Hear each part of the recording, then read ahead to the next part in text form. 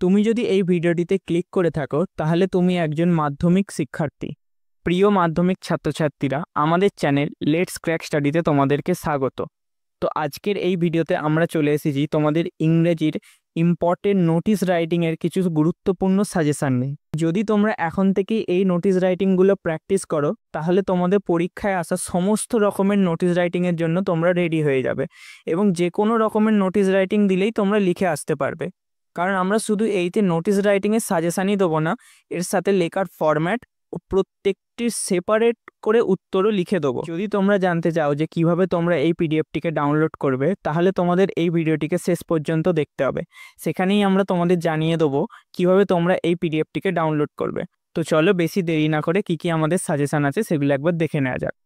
তাহলে প্রথম সাজেশন দেখার আগে একটা গুরুত্বপূর্ণ কথা বলে দিই। তোমরা সবাই জানো যে 2025 অর্থাৎ এই বছরের মাধ্যমিকের নোটিশ রাইটিং এসেছে, কিন্তু তোমরা এটা ভাবো না যে 2025-এ এসেছে মানে 2026-এ আসবে না। কারণ এই নোটিশ রাইটিংটি প্রত্যেক বছরই আসার সম্ভাবনা খুব প্রবল থাকে, তাই তোমরা এগুলোকে ভালো করে প্র্যাকটিস করে যেতে হবে। তাহলে চলো সরাসরি সাজেশনগুলো একবার দেখে নিচ্ছি।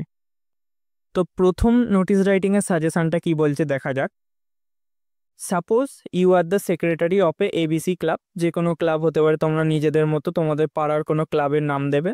Your club is going to organize a blood donation camp in your club premises. তোমাদের ক্লাবের প্রাঙ্গণে তোমার ক্লাব হচ্ছে একটা রক্তদানের শিবির করতে চলেছে। রাইট এ নোটিস উইদিন 100 ওয়ার্ডস, 100টা শব্দের মধ্যে, inviting the people of your locality for donating blood in that blood camp. তোমার লোকালিটি, তোমার এরিয়ার লোকজনেদের আহ্বান করার জন্য যে তারা এই ব্লাড ডোনেশন ক্যাম্পে এসে রক্ত দিয়ে যায়। ঠিক আছে, এটা হচ্ছে প্রথম ছিল। নেক্সট 2 নম্বর হচ্ছে write a notice on a relief fund of your school. স্কুলে একটা রিলিফ ফান্ড তৈরির জন্য নোটিস লিখতে হবে। Suppose you are the secretary of your school committee. তুমি তোমার স্কুল কমিটির হচ্ছে একজন secretary. Your school is going to create fund for the flood victim of Kerala. মানে কেরালায় বন্যা এসেছিল, সেই জন্য তোমাদের স্কুল থেকে ফান্ড তোলা হচ্ছে। Write a notice within 100 words informing all the student of your school. তোমাদের স্কুলের সমস্ত ছাত্রছাত্রীদের যাদের যত সামর্থ্য সেই সামর্থ্য অনুযায়ী টাকা দেওয়ার জন্য অনুরোধ করার জন্য একটা নোটিস লিখতে হবে। ঠিক আছে। নেক্সট 3 নম্বর হচ্ছে write a notice for the school notice board as a secretary of the cultural section of the school informing the observation of the independence day. তুমি হচ্ছে তোমার স্কুলের একজন সেক্রেটারি। স্বাধীনতা দিবস পালনের জন্য সমস্ত ছাত্রছাত্রী যাতে স্কুলে আসে সেইটা জানানোর জন্য একটা নোটিশ লিখতে হবে। ঠিক আছে, আমরা প্রত্যেকটার পাশে পাশে স্টার দিয়ে রাখবো। যত বেশি স্টার মানে তত বেশি ইম্পর্টেন্ট। ঠিক আছে। নেক্সট 4 নম্বর হচ্ছে suppose you are the secretary of the student committee. তুমি তোমার স্কুলের ছাত্র পরিষদের একজন হচ্ছে secretary. Write a notice for the students requesting them to not bring phone in school or else necessary step will be taken. মানে হচ্ছে তোমাদের স্কুলের যে ছাত্রছাত্রীরা ফোন নিয়ে আসছে তাদেরকে এটা জানানোর জন্য যে তারা যেন এর পরবর্তী থেকে স্কুলে ফোন যাতে না নিয়ে আসে সেটা জানিয়ে একটা নোটিশ লিখতে হবে। 5 number raising fund for the treatment of a student suffering for any disease. মানে ধরো তুমি হচ্ছে তোমার স্কুলের একজন সেক্রেটারি, তোমার স্কুলের যে কোনো ছাত্র বা ছাত্রীর এমন রোগ আছে যেটার জন্য বা যেটা সুস্থ করার জন্য তাকে অনেক টাকার অপারেশন করতে হবে। তাই সেই অপারেশনের খরচ তোলার জন্য তোমার স্কুলের সমস্ত ছাত্রছাত্রীদের বলা যে তাদের সামর্থ্য মতো কিছু পয়সা অনুদান দেওয়ার জন্য।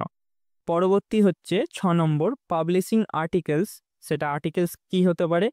এসেস, স্টোরি, পোয়েম, এগুলো পাবলিশ করার জন্য। মানে হচ্ছে স্কুল ম্যাগাজিনে সমস্ত ছাত্রছাত্রীরা যাতে তাদের এসে বা স্টোরি বা পোয়েম লিখে ম্যাগাজিনে ছাপানোর জন্য দেবে, সেইটার জন্য তুমি হচ্ছে একটা নোটিশ লিখবে।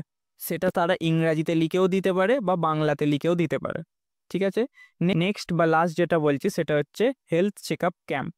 হেলথ চেক আপ ক্যাম্প সেটা তোমার স্কুল অর্গানাইজও করতে পারে বা পাড়ার কোনো ক্লাবও অর্গানাইজ করতে পারে। সেটা তুমি তোমার যেরম আসবে সেরম বুঝে লিখতে হবে। ঠিক আছে। তো এই ছিল নোটিশ রাইটিংয়ের সাজেশান। যদি তোমরা এই নোটিশ রাইটিংগুলো এখন থেকেই প্র্যাকটিস করতে থাকো তাহলে তোমাদের পরীক্ষার সময় আর কোনো নোটিশ রাইটিং নিয়ে ভয় থাকবে না।